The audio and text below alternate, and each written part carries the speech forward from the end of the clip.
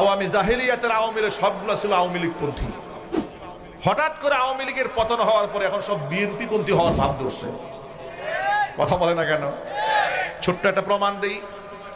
আওয়ামী জাহিলিয়াতের সময় তখন এই দেশের আলাউদ্দিন জিহাদি নামক এক মাজারপন্থী বক্তা আছে, আট্রসি মার্শাল, ভালো তো চেনেন। উনি এক ওয়াজে বলতেছে যে আমাদের প্রাইম মিনিস্টার মাননীয় প্রধানমন্ত্রী তিনি হচ্ছেন সুন্নি। কথা বুঝতে পারছেন? নিজেদের দলে টানতেছে তিনি সুন্নি, আর ওনার বাবা শেখ মুজিবুর রহমান সে হচ্ছে ওলি বংশের লোক। বর্তমানে যিনি মাননীয় প্রধানমন্ত্রী তিনি কিন্তু তাসাউফপন্থী। এটা আপনারা জানেন কিনা আমি জানি না, তবে তিনি তো তরিকত তাসাউফ, ওলি আল্লাহ পীর বুজুর্গ তাদেরকে মানেন, সম্মান করেন।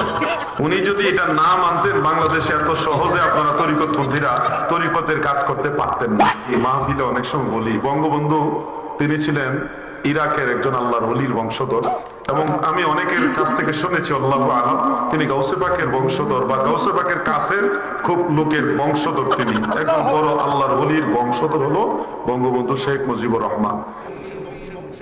গাউসে পাকের বংশের লোক, সাইয়েদ বংশের লোক ওয়াজে বলতেছে।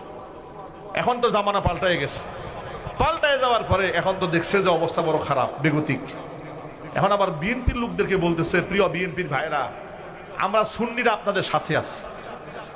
জাতীয়তাবাদী দল মানে বিএনপি আপনাদেরকে বলছি, ময়দান থেকে আওয়ামী লীগের সরাইয়া এখন আপনাদেরকে সরানোর একটা পায়তারা চলতেছে, বিভিন্ন ষড়যন্ত্র চলতেছে আপনাদেরকে বিতর্কিত করার জন্য। আপনারা ঐক্যবদ্ধ হইতে হবে, আমরা আপনাদের সহযোগিতা করবো ইনশাআল্লাহ। কথা বুঝতে পারছেন? দেখেন পিসটা কেমনে উল্টেছে, গিরগিটির মতো। আগে ছিল আওয়ামী লীগ, এখন